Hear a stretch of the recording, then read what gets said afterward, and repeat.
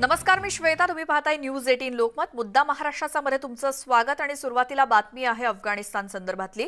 सत्तांतर झाल्यानंतर प्रथमच तालिबानी नेत्यांनी पत्रकार परिषद घेतली आणि या पत्रकार परिषदेत अफगाणिस्तानपासून कोणत्याही देशाला धोका नाही असं स्पष्ट करण्यात आलंय.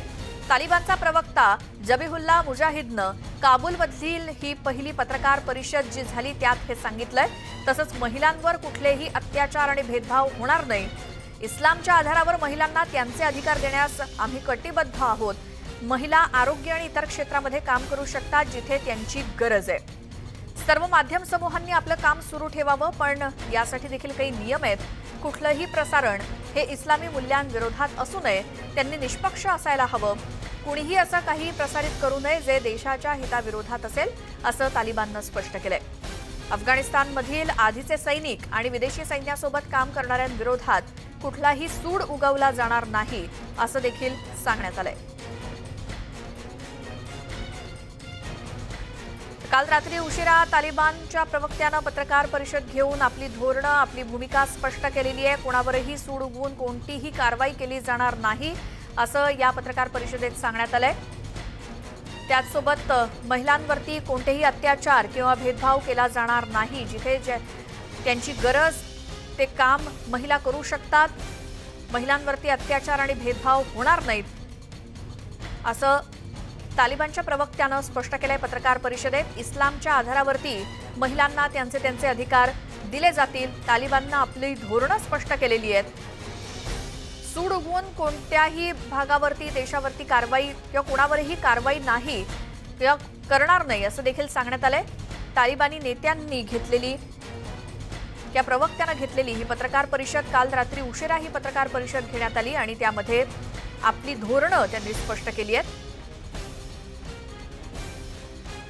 प्रसारमाध्यमांनी निष्पक्ष असायला हवं. कुणी असं काही प्रसारित करू नये जे देशाच्या हिताविरोधात असेल असं देखील तालिबाननं स्पष्ट केलंय. आमचे प्रतिनिधी प्रशांत लीला रामदास नवी दिल्लीतून आपल्यासोबत आहेत फोनलाईनवरती. प्रशांत, एकतर काल रात्री पत्रकार परिषद जी घेण्यात आली तालिबानकडून, प्रथमच ही पत्रकार परिषद झाली. आपली धोरणं त्यामध्ये स्पष्ट केली आहेत. कोणकोणते महत्वाचे मुद्दे, एकूणच काय इतर माहिती मिळतेय?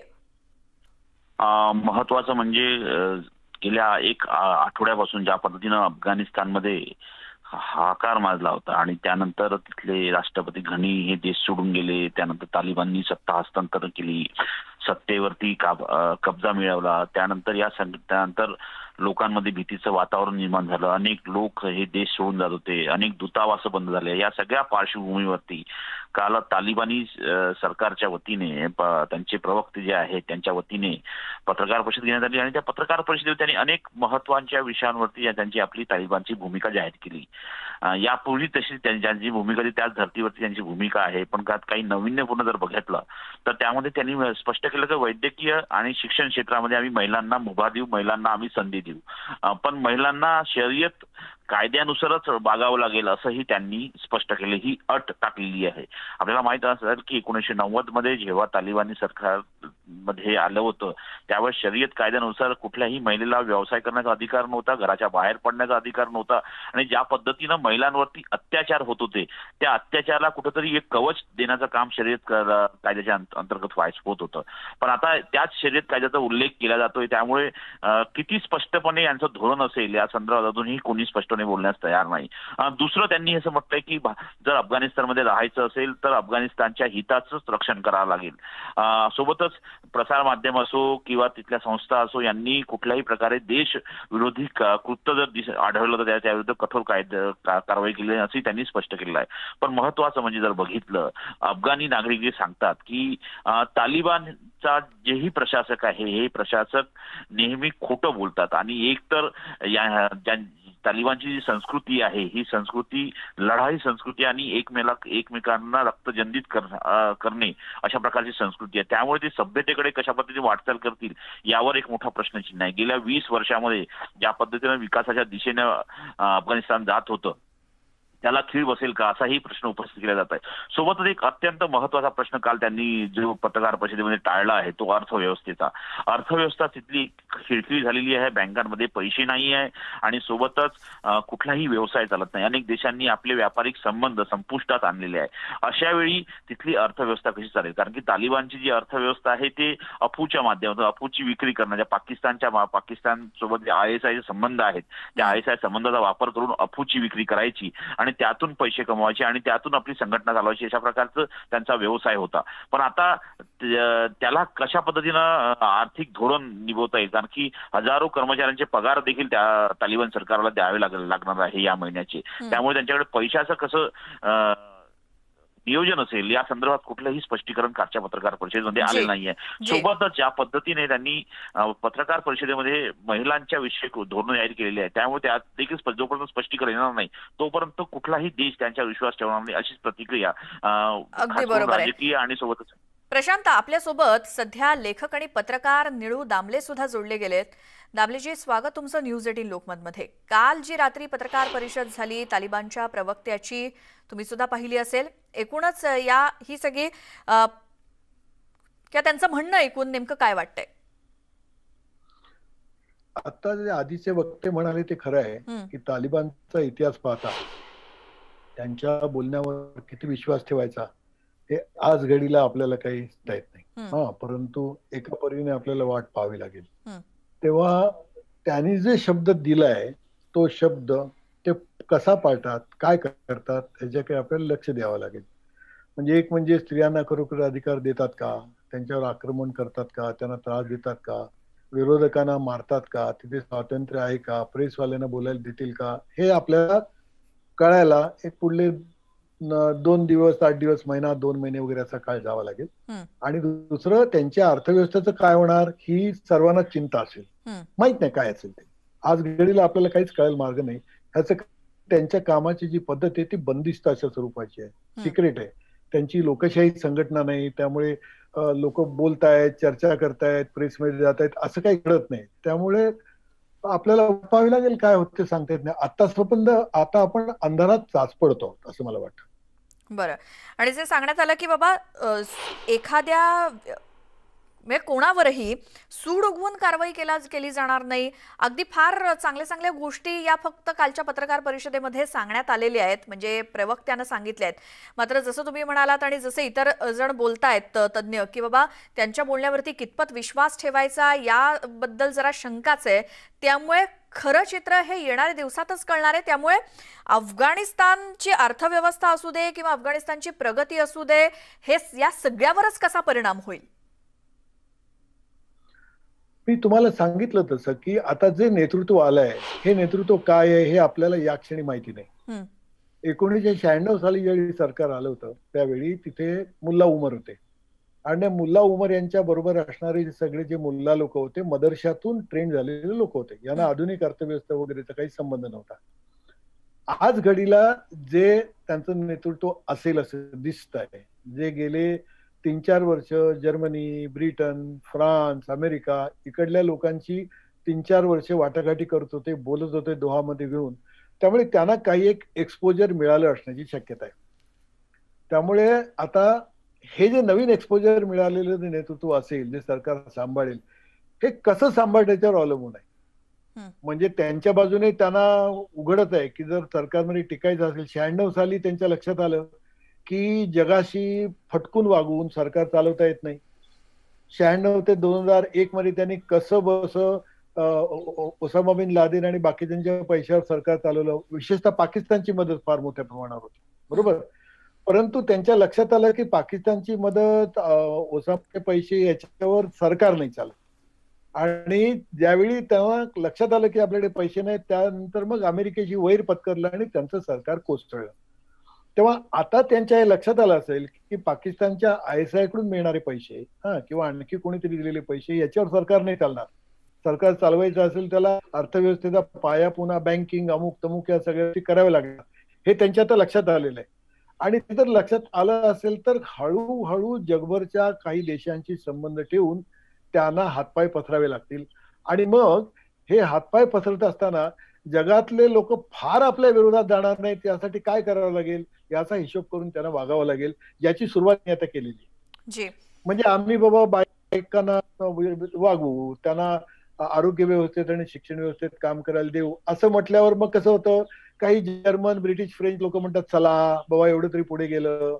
तर अशी आश्वासनं घेऊन बाकीच्या लोकांची मदत किमान पक्षी विरोध बोथट करणं हे त्यांची आता मला स्ट्रॅटेजी दिसते. आणि मला वाटतं गेल्या 5-7 वर्षात ते लोक शिकलेले आहेत. त्यामुळे आता बघूया म्हणजे व्यावहारिक शहाणपणाने ते वागतायत का असा एक मुद्दा येतो, पण ते सुद्धा आपल्याला कळायला वेळ लागेल, इतकं पटकन ते होणार. बरोबर. पण निळूजी, आता असंख्य अफगाणिस्तानी जे देश सोडून पळून गेलेले आहेत बाहेर, अक्षरशः स्वतःचा जीव वाचून फक्त एका कपड्यानिशी. आता तालिबानी संस्कृती कशी हे अख्ख्या जगाला माहिती आहे. त्यामुळे आता यापुढे हे असंख्य पळालेले लोक हे आता त्यांच्या पुढे काय पर्याय असतील किंवा ते काय विचार करत असतील आता? नाही, विचार कसला आलाय, ते जिथे गेले तिथे कसं बस जगायचा प्रयत्न करणारी माणसं. म्हणजे आता उदाहरणार्थ 30 लाख निर्वासित ते आता पाकिस्तानात आधीच आहेत. आणखी 5-10 लाख निर्वासित तिथे येतील. काही लोक चालत चालत इराण मार्गे तुर्कस्तान मध्ये गेलेले आहेत, ते आणखी तिकडे जातील. जिथे जातील तिथे ते छावण्यांमध्ये राहतील. या छावण्यांमध्ये राहिल्यानंतर त्यांना कोणतेही नागरिकत्वाचे अधिकार नसणार, ते जेमतेम जगत राहणार. म्हणजे पॅलेस्टाईन मधून बाहेर पडलेले जे लोक आहेत 1970 वगैरेच्या काळामध्ये किंवा त्याच्याही आधीपासून ही मंडळी गेले 50 वर्ष जॉर्डन मध्ये आणि अन्य ठिकाणी निर्वासित म्हणून राहत आहेत. 3-3 पिढ्या. त्यांचं भवितव्य दुर्दैवाने तसंच आहे, निघून जाऊन. कारण त्यांना ना घर का ना घाट का. अफगाणिस्तानमध्ये त्यांना आसरा नाही आणि बाहेरचे लोक त्यांना कधी नागरिक म्हणून वागवणार नाहीत. पाकिस्तानमध्ये सुद्धा त्यांना पाकिस्तानी नागरिक म्हणून वागवलं जात नाही, त्यांना कोणते अधिकार स्वातंत्र्य नाही. सर्व ठिकाणी अशी अवस्था आहे. त्यामुळे त्यांची अवस्था भीषणच आहे. पण जगामध्ये एक तुम्ही लक्षात घ्या, काय हे जग फार विचित्र आहे. आपल्याला आपण जगाकडे ते कादंबरी कथा वगैरे अशा वृत्तीने पाहतो. जग विचित्र आहे. उदाहरणार्थ गेले 10 वर्ष सिरियामध्ये गृहयुद्ध चालू आहे. सिरियामधून किती 30-40 लाख माणसं ही निर्वासित होऊन जगभर सर्व ठिकाणी पसरलेली आहेत. सिरियाची अर्थव्यवस्था पूर्णपणे कोसळलेली आहे. तरी सुद्धा बशर असाद नावाचा जो माणूस आहे तो त्याचं सरकार तिथे घेऊन बसलेला आहे आणि तो काम करत राहतो. म्हणजे ही गंमत आहे की माणसं कशा रीतीने सरकार चालवतात. म्हणजे एक तर हे तालिबानवाले जगाशी सांभाळून येऊन कसं बस काहीतरी एक सरकार चालवतील ही शक्यता आहे, किंवा त्यांचा वेडेपणा करत ते त्यांचं सरकार चालवतील सुद्धा. जाऊ देत लोक बाहेर, नको आम्हाला नवीन आधुनिक अर्थव्यवस्था. आज घडीला मी मगाशी म्हणाल तसं या अर्थव्यवस्थेचा पाया अफूचा व्यापार आहे. साधारणपणे 2-2.5 अब्ज डॉलरचा अफूचा व्यवहार होतो. आता ह्या 2-2.5 अब्ज डॉलरचा व्यवहार आणि अधिक समजा काही स्मगलिंग बाकीचे उद्योग केले तर त्याच्यावर समजा त्यांना त्या देशाची अर्थव्यवस्था चालवायची असतील तर चालवतील. म्हणजे 4 अब्ज डॉलरवर किती माणसं जगू शकतील? तेवढी माणसं अफगाणिस्तानमध्ये राहतील, बाकीची माणसं निघून जातील आणि हे लोक कारभार करत राहतील. काय माहिती काय होईल ते. जग हे फार विचित्र आहे. ते काय आकार घेईल आपल्याला काही सांगता येत नाही. आपल्या मनामध्ये एखादी गोष्ट आहे म्हणून तो देश आकार घेईल अशी शक्यता मला दिसत नाही. त्यामुळे आता आपल्याला पाहायला पाहिजे, एक तर सिरियासारखं अर्थव्यवस्थेची दुर्डाण करत ते जगतील. सिरियात 10 वर्ष जगली. आज 10 वर्ष इतकी भीषण अवस्था आहे सिरियामध्ये, तरी लोक जगतायत आज.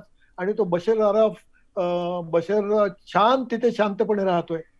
शक्यता आहे तालिबान तसंही राहील, किंवा कदाचित तालिबान हे चीन आणि बाकीच्या लोकांची मदत घेऊन अर्थव्यवस्था सुधारून कदाचित इराण सारखं राज्य चालवेलही. काय माहिती आपल्याला काही माहिती नाही.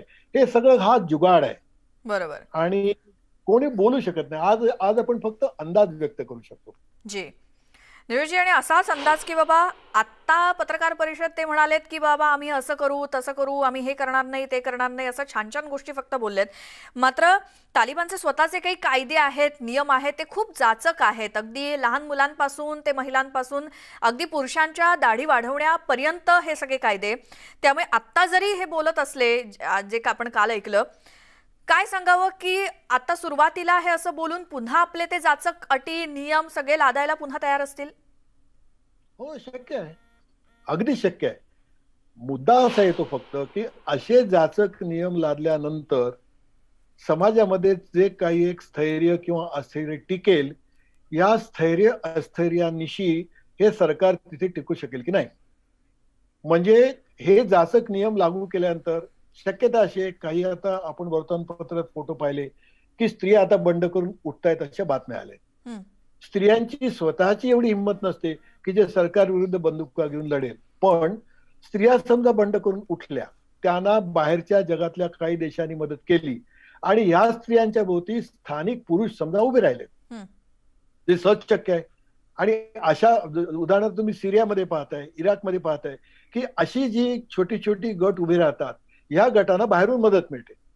अमेरिका मदत करेल, फ्रान्स मदत करेल, जर्मनी मदत करेल आणि हे गट नंतर आतल्या आत राहून तालिबानला विरोध करत राहतील. म्हणजे एका परीने सिव्हिल वॉर.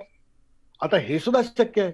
त्यामुळे जाचकरित्या त्यांना जर काम करायचं असेल तर त्याला होणाऱ्या संभाव्य विरोधाला तोंड देण्याची व्यवस्था त्यांना करावी लागेल आणि ती करत असताना त्यांना विरोध होईल, हे शक्य आहे. उदाहरणार्थ सगळे उझबेक आहेत, ताजिक आहेत, हे बाहेर बसलेले लोक आहेत, त्यांना तालिबानची सत्ता मंजूर नाहीये, तर ते काहीतरी काड्या करत राहणारच ना. ते इकडे पैसे होतच राहणार, तिकडे माणसं पाठवत राहणार, ते त्यांचे दहशतवादी निर्माण करून ते तालिबानच्या विरुद्ध लढत राहणार, हे होणारच. त्यामुळे ही एक मोठी शक्यता आहे की आणखी काही दिवसामध्ये जर तालिबानची जाचकता अशीच राहिली आणि ते असेच उद्योग करत राहिले तर एक शक्यता अशी की महिन्यात 2 महिन्यानंतर पुन्हा अफगाणिस्तानमध्ये सिव्हिल वॉरला सुरुवात होईल, जे 1996 पूर्वी झालेलं होतं.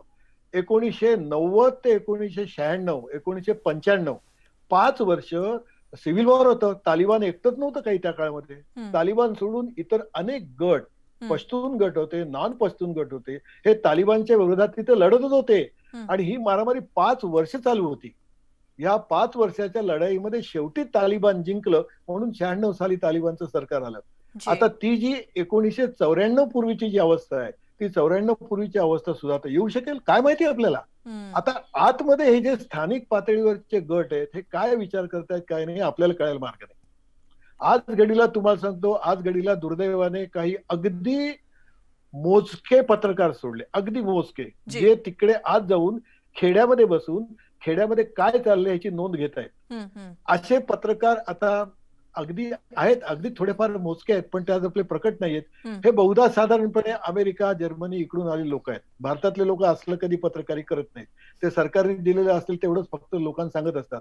आता हे जे खाली पसरलेले पत्रकार आहेत, ते हळूहळू ह्या ज्यावेळी बातम्या आपल्याला देतील त्यावेळी आपल्याला कळेल की तळामध्ये लोक काय करतायत. राईट. म्हणजे तालिबानच्या जाचकतेला तळामध्ये जर विरोध चालला असेल तर तिकडे बसलेला लपून छपून पत्रकारी करणारा एखादा पत्रकार हळूहळू कुठेतरी न्यूयॉर्क टाइम्स मध्ये, न्यूयॉर्कर मध्ये, रिव्ह्यू मध्ये, वॉशिंग्टन पोस्ट मध्ये हळूहळू स्टोऱ्या फाईल करेल आणि त्याच्यानंतर आपल्याला कळेल की अफगाणिस्तानचं खरं स्वरूप काय आहे. आज घडीला अफगाणिस्तानचं खरं स्वरूप हे फक्त तालिबान सरकार आपल्याला सांगतं तेवढंच माहिती आहे. त्या पलीकडे काय आहे की नाही माहित नाही. ते कळेल आणि त्याच्यानंतर चित्र कळेल आपल्याला. अगदी बरोबर आहे. निरोध दामलेजी, खूप धन्यवाद. तुम्ही खूप महत्त्वपूर्ण माहिती दिली, त्याबद्दल न्यूज 18 लोकमतशी बोललात. ब्रेकनंतर स्वागत मुद्दा महाराष्ट्राचा मध्ये. राज्य सरकारनं राज्यभरातील मॉल सुरू करण्यास परवानगी देऊन 1 दिवस उलटत नाही तोच मॉल बंदच ठेवण्याचा निर्णय घेतला गेलाय. मॉलमध्ये काम करणाऱ्या कर्मचाऱ्यांनी लसीचे 2ही डोसेस घेतलेले असावेत अशी अट त्यासाठी घालण्यात आली आहे. दरम्यान बहुतेक कर्मचाऱ्यांचं लसीकरण हे मॉलमधल्या कर्मचाऱ्यांचं लसीकरण झालेलं नसल्यामुळे मॉल सुरू करणं अशक्य नसल्याचं संघटनेचं म्हणणं आहे. लॉकडाऊनचे निर्बंध शिथिल करताना राज्य सरकारनं सोमवारी मॉल सुरू ठेवण्यास परवानगी दिली. रात्री 10 वाजेपर्यंत मॉल सुरू ठेवण्याची परवानगी होती. मात्र त्याचवेळी मॉलमध्ये काम करणाऱ्या कर्मचाऱ्यांनी लसीचे 2ही डोसेस घेऊन 14 दिवस पूर्ण केलेले असावेत अशी अट देखील घालण्यात आली. त्यामुळे मॉल, शॉपिंग सेंटर्स बंदच ठेवावी लागणार असल्याचं संघटनेचं म्हणणं आहे. कर्मचाऱ्यांचं लसीकरण पूर्ण होण्यास अजून किमान 1 महिना तरी लागण्याची शक्यता आहे. त्यामुळे लसीकरण केंद्रांवरती लस देखील उपलब्ध नाही. जर ती उपलब्ध असेल तरच हे लसीकरण पूर्ण होऊ शकतं असं संघटनेनं म्हटलंय.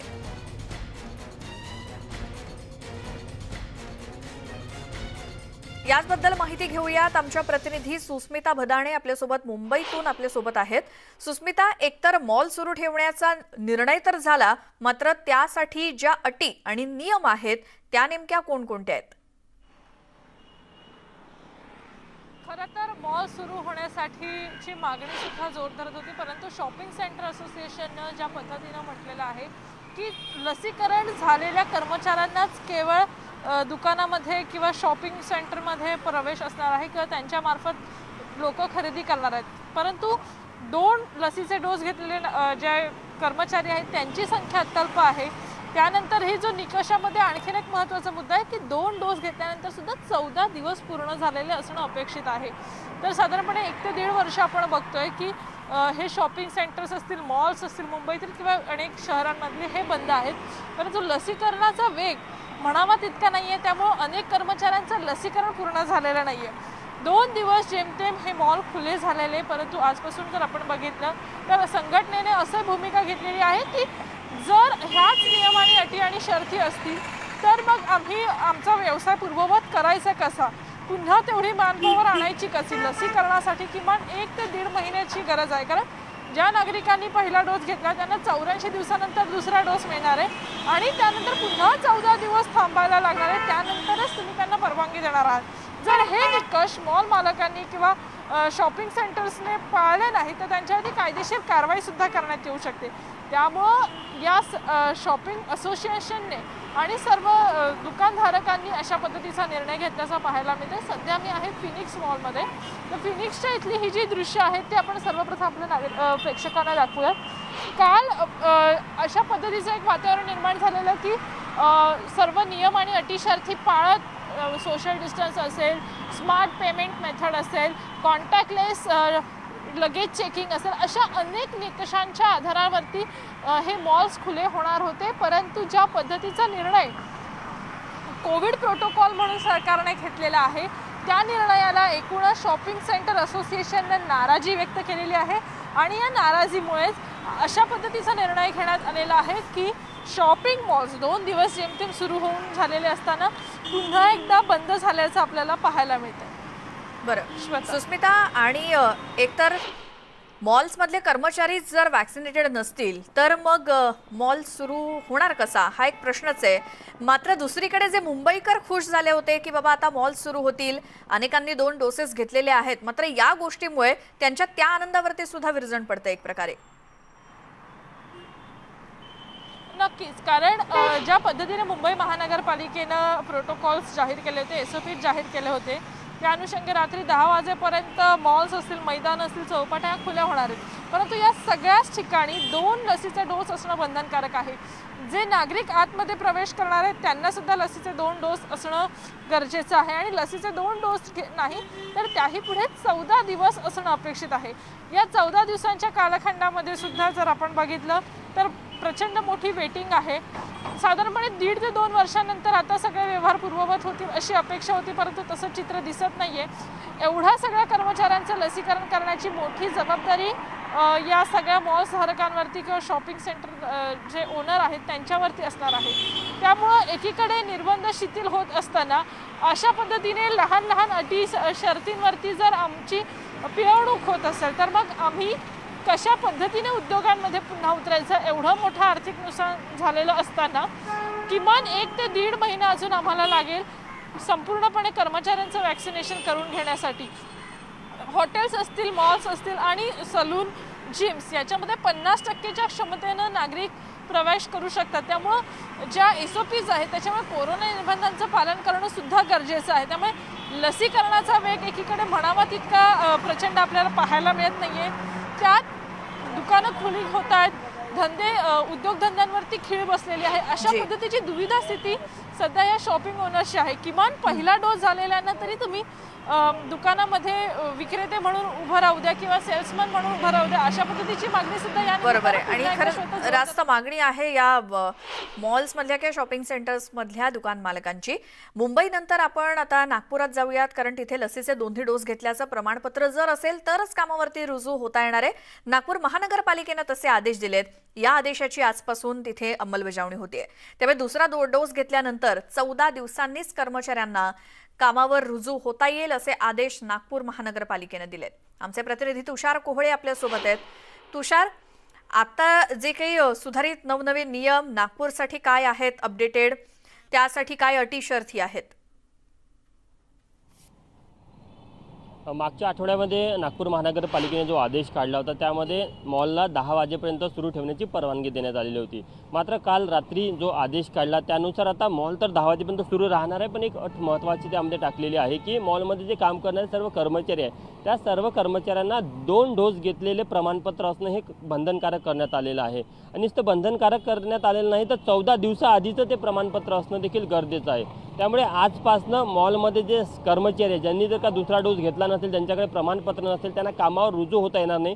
पहिले त्यांना दुसरा डोस घ्यावा लागेल आणि नंतर प्रमाणपत्र घ्यावं लागेल। आम्ही जेव्हा मॉल मालकांसोबत जेव्हा बोललो तेव्हा त्यांनी सांगितलं की त्यांच्या बहुतांश जे कर्मचारी त्यांचा पहिला डोस झालेला आहे, त्यामुळे त्यांची देखील आता तारेवरची कसरत आहे। कारण की अनेक मॉलचे जे कर्मचारी आहेत त्यांचा दुसरा डोस व्हायचा आहे, कारण की लसीचा तुटवडा होता, अनेक ठिकाणी लसीकरण होत नव्हतं। त्यामुळे आता ज्या कर्मचाऱ्यांकडे दुसरं प्रमाणपत्र आहे डोसचं त्याच कर्मचाऱ्यांवर आता मॉल मालकांना आपला आजचा किंवा या पुढचा कारभार चालवावा लागेल। त्यामुळे माल मालकांना देखील मोठ्या प्रमाणामध्ये तारेवरती कसरत करावी लागेल। यासोबतच तिथे 18 वर्षाखालचे जे वयोगटाचे जे कोणी मॉलमध्ये येणारे नागरिक असेल किंवा मुलं असेल त्यांना ओळखपत्र दाखवून आतमध्ये प्रवेश दिला जाईल, कारण की 18 वर्षाखालील जे मुलं आहे त्यांचं लसीकरण झालेलं नाही, मग त्यांना आतमध्ये प्रवेश द्यायचा असेल तर त्यांना वयाचं प्रमाणपत्र असणं बंधनकारक करण्यात आलेलं आहे।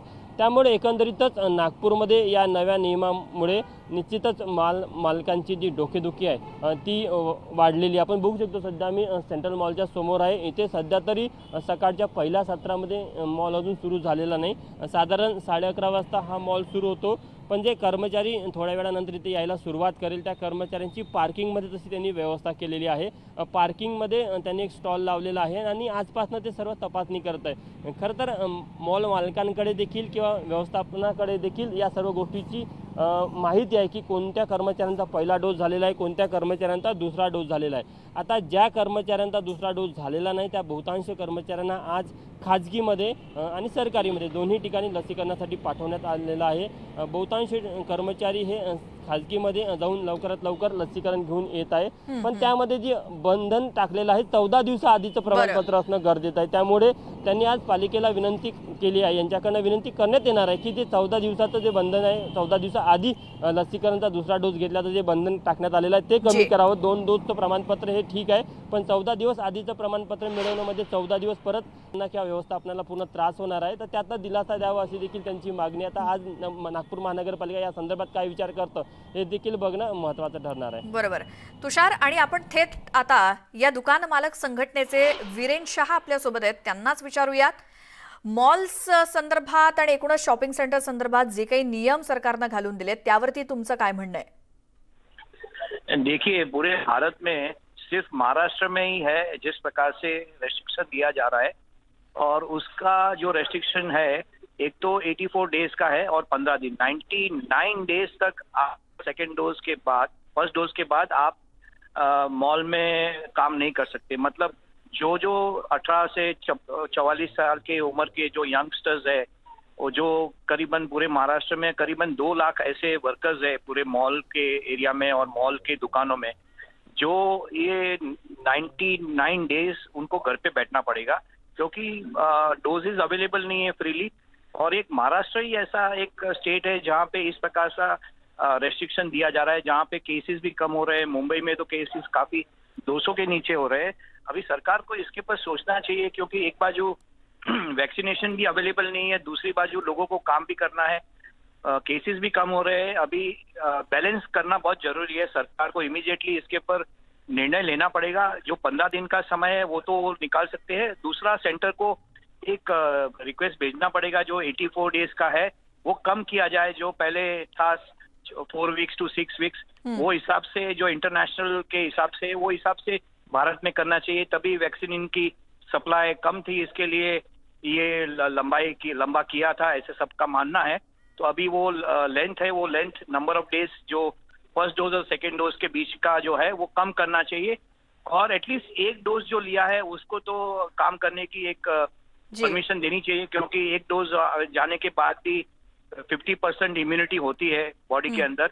तो सरकार को ये सब चीज ध्यान में रखते हुए काम भी लोगों को करना है, ट्रेन में मुसाफिर भी करना है, ये सब चीज को ध्यान में रखते हुए सरकार को एक बॅलन्स अप्रोच लेना पडेगा। जी वीरेन शाह, धन्यवाद तुम्ही न्यूज 18 लोकमतशी बोललात त्याबद्दल। त्याचबरोबर आमचे प्रतिनिधी तुषार कोहळे आपल्यासोबत होते, धन्यवाद दिलेल्या माहितीसाठी। ब्रेकनंतर स्वागत। मुद्दा महाराष्ट्राचा मध्ये राज्याचे माजी गृहमंत्री अनिल देशमुख यांना 5व्यांदा ईडीकडून समन्स बजावण्यात आलेला आहे। त्यामुळे आज अनिल देशमुख चौकशीला हजर राहणार नाहीत अशी माहिती न्यूज 18 लोकमतला सूत्रांकडून मिळाली आहे। देशमुख यांना ईडीकडून 5व्यांदा समन्स बजावण्यात आले आणि आज चौकशीसाठी हजर राहण्याचे आदेश होते। मात्र आजही अनिल देशमुख हे कार्यालयामध्ये ईडीच्या कार्यालयात हजर राहणार नाहीत असं सूत्रांकडून कळतंय।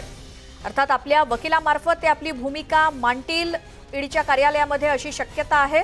मात्र स्वतः अनिल देशमुख आज जाण्याची शक्यता कमीच आहे। सूत्रांकडून जी माहिती मिळते त्यावरून अनिल देशमुख हे आज ईडीच्या चौकशीला हजर राहणार नाहीत असं कळतंय। आमचे प्रतिनिधी सागर कुलकर्णी आपल्या सोबत जोडले गेलेत मुंबईमधून। सागर, एकतर 5व्यांदा अनिल देशमुखांना हे समन्स बजावण्यात आलेलं आहे, काय एकूणच माहिती मिळते? अनिल देशमुख यांना 5व्यांदा ईडीने आज हजर राहण्यासंदर्भात समन्स दिला होता। अर्थात 2 दिवसापूर्वीच अनिल देशमुख यांच्या संदर्भात सर्वोच्च न्यायालयामध्ये त्यांना अटकपूर्व जामीनच्या संदर्भात जी याचिका होती ती फेटाळण्यात आली। त्यानंतरनं ईडीने अनिल देशमुख यांना आज उपस्थित राहावं कार्यालयामध्ये आणि चौकशीसाठी हजर राहावं अशा स्वरूपाची समन्स दिला होता।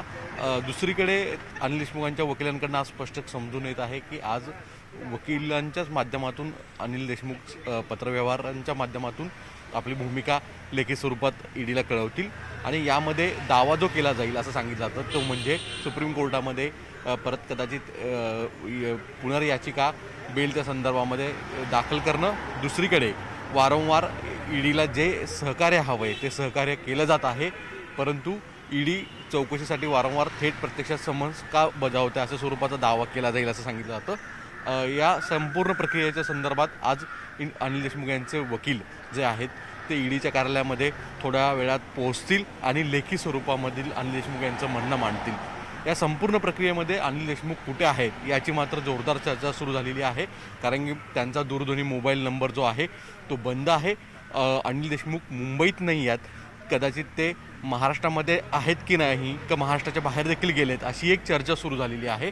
अनिल देशमुख यांच्या कार्यालयाचे जे इतर कर्मचारी आहेत त्यांना या संदर्भात प्रश्न विचारला असतात ते देखील अनिल देशमुख कुठे आहेत हे स्पष्ट सांगत नाही आहेत। त्यामुळे चर्चा सुरू झालेली आहे की एका बाजूला परमवीर सिंग हे देखील नॉन रिचेबल आहेत, महाराष्ट्राच्या बाहेर गेलेले आहेत। काही दिवसापूर्वी त्यांनी आपण पंजाबला गेल्याचं चंदीगडला गेल्याचा दावा केला होता कोर्टामध्ये। आता अनिल देशमुख सुद्धा नेमके कुठे आहेत याची देखील चर्चा सुरू झालेली आहे। जी धन्यवाद सागर तुम्ही दिलेल्या माहितीसाठी। एकूणच काय तर सूत्रांकडून जी माहिती मिळते अनिल देशमुख स्वतः तर चौकशीसाठी हजर राहणार नाहीत, कदाचित त्यांचे वकील त्यांची आज भूमिका मांडतील। इतरही बातम्या पाहूयात एका छोट्याशा ब्रेक नंतर। पाहत राहा मुद्दा महाराष्ट्र।